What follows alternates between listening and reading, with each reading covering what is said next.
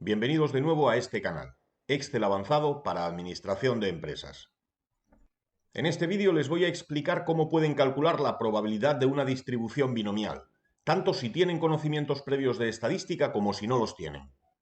Les explicaré qué es una distribución binomial, cuáles son sus parámetros, qué utilidad tiene y en qué situaciones se presenta, y cómo se calcula de tres maneras distintas, con una función nativa de Excel, mediante el cálculo aritmético equivalente y mediante una aproximación empírica. Una distribución binomial es una distribución probabilística discreta referida al número de éxitos X que se pueden obtener en un determinado número n de experimentos independientes, conocida la probabilidad P de éxito en cada uno de ellos. ¿Complicado? Vamos a intentar aclarar estos conceptos.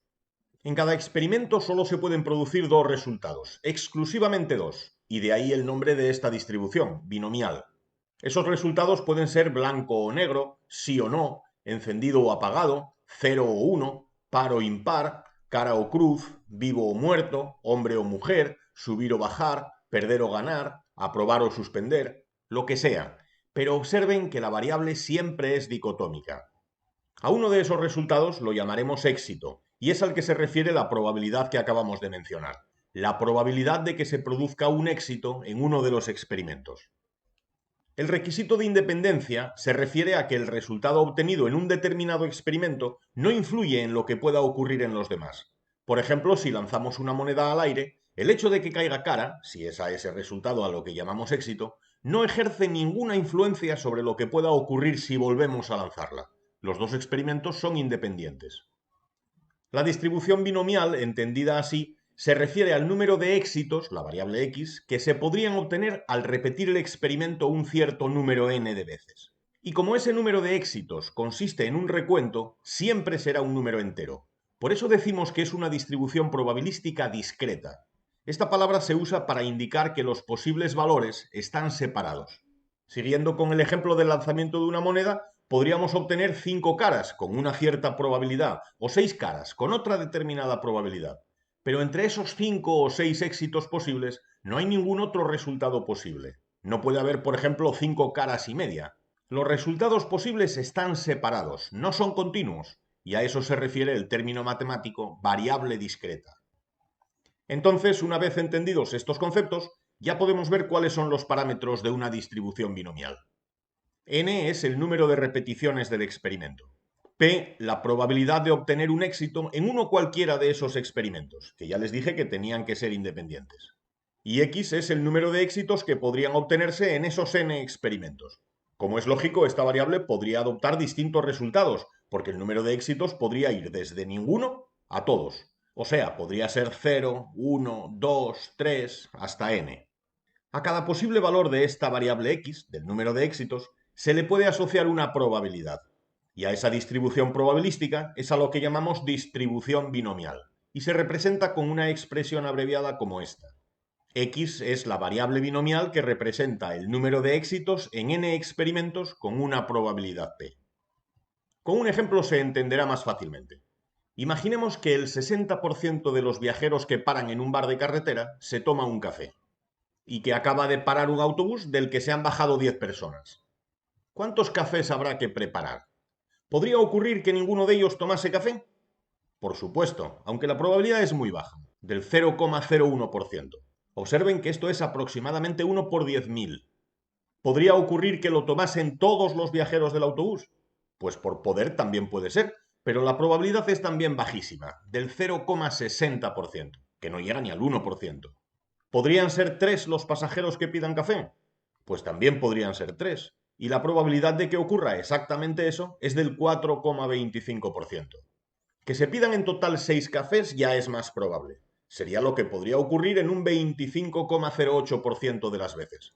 También podrían ser 5 los cafés que pidiesen, con una probabilidad del 20,07. O 7 cafés, con una probabilidad del 21,50. Aquí tienen las distintas probabilidades asociadas a los distintos números de cafés que podrían pedir estos viajeros. Esta es la distribución binomial asociada a esta situación. El detalle de la probabilidad asociada a cada uno de los valores posibles para el número de éxitos. Y solo pueden ser estos, ni menos de 0, ni más de 10, ni números con decimales. Pero ustedes se estarán preguntando de dónde salen estos porcentajes. Y en el resto del tutorial se lo voy a explicar de tres maneras distintas. Desde la más fácil, pero más opaca, a la más transparente, aunque resulte un poco más artificiosa. Por el camino veremos también una alternativa intermedia, ni tan sencilla como la primera, ni tan laboriosa como la última. Y no tan transparente como esta, pero tampoco tan ciega como la primera. Vamos allá. Nos serviremos del mismo ejemplo que les puse antes. 10 personas que acaban de llegar a un establecimiento y de las que sabemos que una a una la probabilidad de que pidan un café es del 60%. El número de experimentos será 10 y la probabilidad de éxito será del 60%.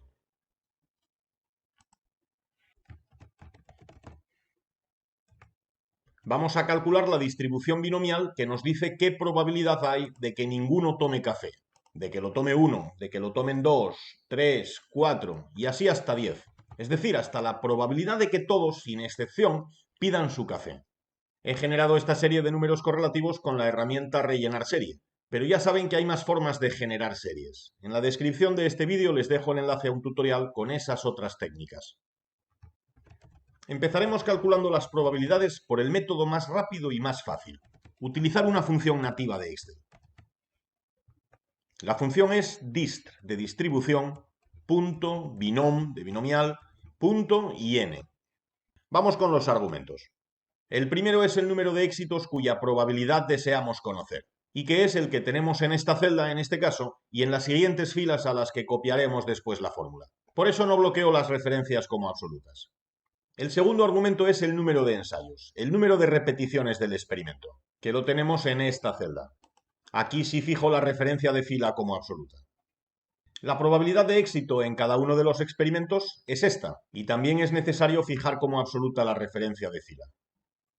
El último argumento se denomina acumulado y sirve para concretar si queremos la probabilidad de obtener el exacto número de éxitos que hemos indicado en el primer argumento o la probabilidad de obtener como máximo ese número de éxitos. Es decir, si queremos una probabilidad acumulada o no. En este caso indicamos falso porque no queremos la probabilidad acumulada. Si quieren pueden comprobar que si en el cuarto argumento indican verdadero, se obtiene la serie que acumula estas mismas probabilidades que vamos a obtener. Valido esta fórmula. La sombreo y la copio. Estos resultados coinciden con los que les mostré antes, no me los había inventado. Por supuesto, toda esta columna suma 1, o sea, el 100%, porque estos posibles resultados son excluyentes entre sí y exhaustivos en conjunto. En cualquier experimento ocurrirá uno y solo uno de estos resultados, de estos posibles números de éxitos. Como ven, usar esta función de Excel es una forma muy rápida y muy cómoda de calcular estas probabilidades. Es el método que les recomiendo, pero tiene una característica que desde un punto de vista pedagógico o didáctico no es la más idónea, y es que todo ocurre fuera de nuestra vista. No sabemos por qué Excel nos devuelve esos resultados, aunque confiemos en que son correctos. Por eso, yo les voy a explicar un par de métodos más, con los que aspiro a facilitarles no solo que sepan obtener estas probabilidades, sino también que sepan cómo se obtienen y sobre todo que sepan perfectamente qué significan. Vamos con el segundo método, que voy a llamar aritmético, porque vamos a hacer el cálculo por nosotros mismos. Vamos a preguntarnos qué tendría que ocurrir para que no haya ningún éxito, para que nadie pida café. Si la probabilidad de que alguien pida un café es 0,60, es lógico que la probabilidad de que alguien no pida café tiene que ser 0,40, el complementario a 1, porque ambos sucesos son mutuamente excluyentes y conjuntamente exhaustivos. Esto significa que nunca se pueden producir ambos sucesos a la vez. Nadie puede pedir y no pedir un café. Y que siempre ocurrirá alguno de los dos. O pides o no pides, pero no hay ningún otro estado posible. Entonces, para que nadie tomase café, tendría que ocurrir lo siguiente: que el primer viajero no tomase café. La probabilidad es 0,40. Que el segundo viajero tampoco tomase café, lo que ocurre con la misma probabilidad. Que el tercero tampoco tomase café, lo que ocurre también un 40% de las veces. Y así con los demás. Así que la probabilidad de que nadie de estos 10 viajeros tome café es la probabilidad de que alguien no lo tome elevada a 10. Y como todos los sujetos se comportan del mismo modo, no hay ningún cambio posible de posiciones. Así que ya está calculada la probabilidad. Vamos a preguntarnos ahora qué probabilidad hay de que una persona, solo una, tome café. Pues tendría que haber una que tomase café y 9 que no lo tomasen. Como la probabilidad de tomar café es 0,6, solo una persona debe comportarse así. La probabilidad será 0,6 elevado a 1, pero también debe ocurrir que 9 personas no consuman. Y como la probabilidad de esa conducta es 0,4, pues hay que multiplicar la probabilidad anterior por 0,4 elevado a 9. Pero ojo, si solo consume una persona, esa persona podría ser la primera, o la segunda, o la tercera, cualquiera de ellas. Y como son 10, pues hay 10 posibilidades. Así que habría que multiplicar la probabilidad por 10. Vamos a razonar ahora sobre la probabilidad de que sean 2 las personas que se animen a comprar su café. Las 2 personas consumidoras, con una probabilidad del 60%, se incorporan mediante este cálculo, 0,6 elevado a 2. Y las 8 personas que no piden café, con una probabilidad de 0,4, se incluyen como 0,4 elevado a 8. Pero ¿de cuántas formas posibles podrían presentarse los dos abstinentes? El primero de ellos, el primero de esos dos, podría ser cualquiera de los 10 pasajeros del autobús. Y el segundo de los no consumidores podría ser cualquiera de los 9 restantes. Así que multiplicamos la probabilidad por 10 y por 9. Pero ojo, esas 90 combinaciones incluyen casos repetidos. Si los no consumidores fuesen el segundo y el quinto viajeros, por ejemplo, no habría ninguna diferencia con el caso en el que los no consumidores fuesen el quinto y el segundo. Es lo mismo segundo y quinto que quinto y segundo. Así que dividimos entre 2. Vamos a razonar ahora sobre la posibilidad de que sean 3 cafés los que nos pidan. La primera parte del cálculo sigue el patrón conocido. 0,6 elevado a 3 para reflejar a los 3 consumidores y 0,4 elevado a 7 para reflejar a los que no piden. Pero esos 3 cafés podrían pedirlos distintos pasajeros. El primero lo podría pedir cualquiera de los 10, el segundo cualquiera de los otros 9 y el tercero cualquiera de los otros 8. Así que multiplicamos por 10, por 9 y por 8. Pero como razonamos antes para el caso de los 2 cafés, ahora con 3 también habrá casos repetidos. Por ejemplo, si los cafés los piden los individuos 1, 3 y 5, es lo mismo que si los piden los individuos 1, 5 y 3, o los individuos 3, 1 y 5, o los individuos 3, 5 y 1, o los individuos 5, 1 y 3, o los individuos 5, 3 y 1. Hay 6 formas idénticas de vender café a los mismos 3 individuos, así que tenemos que dividir entre 6. ¿Ven el patrón que nos permite calcular aritméticamente estas probabilidades? Vamos a analizar un último caso y deducimos una fórmula. 4 cafés. 4 personas toman café y 6 no lo toman. 0,6, probabilidad de que sí, elevada a 4, los que sí. Por 0,4, probabilidad de que no, elevada a 6, los que no. Ahora vamos a ver de cuántas formas podemos colocar estos 4 cafés. El primero podría ser para cualquiera de los 10, el segundo para cualquiera de los otros 9, el tercero para cualquiera de los 8 que quedan y el cuarto para cualquiera de los otros 7. ¿Cuántas combinaciones hay por cada 4 consumidores de café? Pues 4 por 3 por 2 por 1, que es 24. Tras estos 4 casos que hemos analizado con detalle, vamos a ver qué fórmula podemos deducir para que nos sirva con carácter general. En todos los casos elevamos la probabilidad de que alguien tome café, la probabilidad de éxito, al número de personas que lo podrían tomar. Y la probabilidad de que alguien no tome café, es decir, la probabilidad de no éxito, la elevamos al número de personas que podrían no tomarlo, es decir, al número de no éxitos. Y multiplicamos esas probabilidades por el número de formas realmente distintas de colocar esos cafés o esos éxitos. Siempre multiplicamos por números que van bajando desde 10, el número total de experimentos. Y ese producto de números es el de las personas que no toman café, el de los no éxitos. Si tienen en cuenta que el factorial de un número natural, que indicamos con el signo de exclamación, es el producto de ese número por todos los naturales menores hasta el 1, se comprende que dividamos el factorial del número de experimentos por el factorial del número de éxitos. Así, el factorial del número de éxitos en el numerador se compensa con el del denominador, y solo queda el producto de los números que son mayores. Y para eliminar las combinaciones equivalentes, dividimos siempre entre el factorial del número de no éxitos, de las personas que no toman café en este caso. Esta parte de la fórmula es lo que se conoce como número combinatorio. Vamos de nuevo a Excel. No vamos a escatimar en paréntesis para identificar mejor los cálculos que integran la fórmula. Empezamos por elevar la probabilidad de éxito al número de éxitos que queremos evaluar.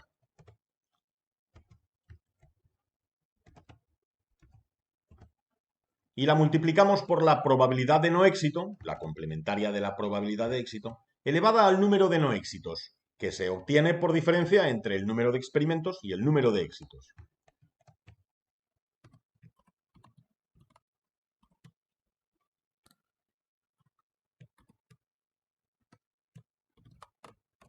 Y ahora multiplicamos por el número combinatorio, que se obtiene dividiendo el factorial del número de experimentos entre el factorial del número de éxitos y el del número de no éxitos. Valido, sombreo y copio. Como ven, el resultado es el mismo que usando la función nativa de Excel. Es evidente que la primera técnica es más cómoda, pero todos los cálculos ocurren fuera de nuestra vista. Los aceptamos porque confiamos mucho en Excel, pero con esta segunda técnica, aunque sea menos práctica, más engorrosa, podemos saber cómo se obtienen esos resultados. Creo que les puede ayudar a comprender las probabilidades de la distribución binomial. Y ahora pasamos al tercer método. Un método que no va a ser exacto, sino aproximado, pero que nos va a permitir, por un lado, comprender definitivamente qué significan las probabilidades que acabamos de calcular y, por otro, asegurarnos de que estas cifras tienen sentido, de que no son valores que tengamos que creernos sin más, sino que tienen una explicación y que esa explicación los justifica porque reflejan lo que realmente ocurre en la realidad. Esta técnica consiste en simular los experimentos muchas veces y ver si los distintos números de éxitos ocurren realmente con las probabilidades que estamos calculando. Vamos a crear una nueva hoja que llamaremos simulación.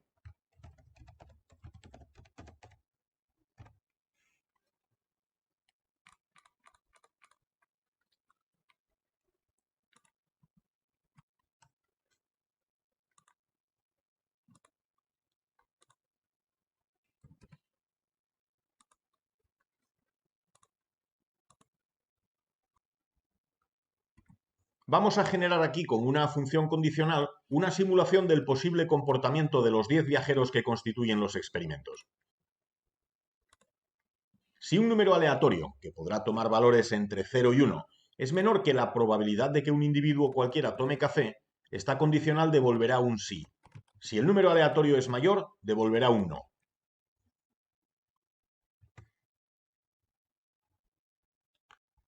Sombreo en amarillo, centro y copio esta fórmula a los 10 viajeros. Como vemos, unos toman café y otros no. Para cada uno de ellos, la probabilidad de que tome café es del 60%. Pero eso no significa inexcusablemente que vayan a tomar café exactamente el 60% de los 10 viajeros, que serían 6. Seguramente 6 cafés es una cifra bastante probable, la más probable, como calculamos antes, pero también podrían ser 5, o 7, o 4, o cualquier otra cantidad entre 0 y 10, porque podría darse el caso de que nadie tomase café o de que lo tomasen todos. Aunque sea improbable, es posible. Vamos a ver cuántos éxitos ha habido en esta simulación. Les advierto de que, como la función aleatorio es volátil, estos resultados se irán modificando cada vez que se recalcule la hoja, pero esto no será ningún problema, ya verán.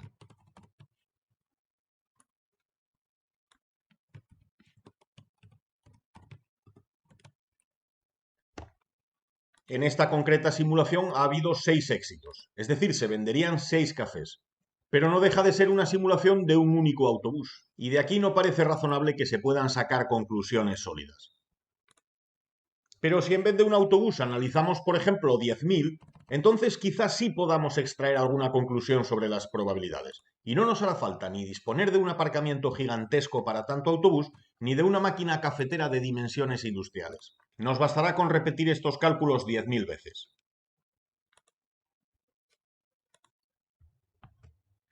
Estoy usando el truco de copiado que les expliqué en un tutorial anterior. Si no lo han visto, encontrarán el enlace en la descripción de este vídeo. Ya tenemos simulados 10.000 autobuses, cada uno de ellos con 10 potenciales clientes, con una probabilidad de compra del 60%. ¿Qué podemos deducir de aquí? Vamos otra vez a la hoja donde calculamos las probabilidades. Ahora ya sí podemos calcular las probabilidades empíricas.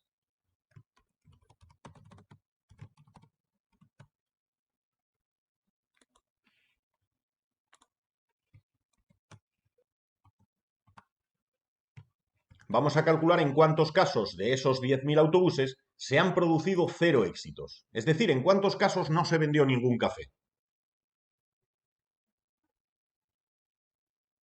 Observen que ha aparecido una autorreferencia al nombre de esta propia hoja. La eliminaremos siguiendo la recomendación que ya les hice en un tutorial anterior. También pueden acceder a ese tutorial siguiendo el enlace que encontrarán en la descripción de este vídeo.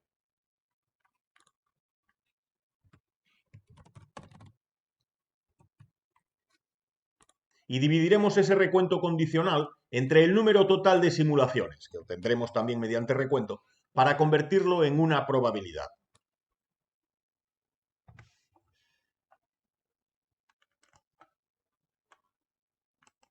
Las probabilidades que obtenemos así no son exactas, no son iguales a las que hemos calculado apoyándonos en funciones y fórmulas estadísticas o en cálculos combinatorios, porque en la realidad no siempre sucede todo de una forma absolutamente previsible o predeterminable, pero pueden comprobar que las diferencias son realmente pequeñas. Si genero otras 10.000 simulaciones distintas pulsando F9, obtenemos resultados empíricos diferentes, pero nuevamente muy próximos a los cálculos más exactos que nos proporcionan los dos primeros métodos, que esos sí son completamente equivalentes y absolutamente precisos. Por supuesto, yo no les aconsejo que utilicen este método empírico disponiendo como disponemos de los otros dos, pero se lo he mostrado porque nos permite tener una intuición mucho más clara del significado de la distribución probabilística binomial. Nos da un porqué realista para esas probabilidades. Así que confío en que gracias a este tutorial la distribución binomial les resulte ahora mucho más amigable. Espero que este vídeo les haya parecido interesante y que merezca su like. Ya saben, el pulgar hacia arriba. Suscríbanse a este canal si no están suscritos ya, activen las notificaciones para estar al tanto de la publicación de nuevos contenidos y déjennos un comentario con su opinión, con sus dudas o con sus sugerencias. También pueden seguirnos en redes sociales. Y si quieren colaborar económicamente con nosotros para que podamos seguir ofreciéndoles contenidos como este, pueden hacernos un donativo, enviarnos un agradecimiento expreso o unirse al canal como miembros. Tienen los enlaces necesarios en la descripción de este vídeo. Yo espero contar con ustedes muy pronto con nuevos contenidos. Hasta entonces, muchas gracias.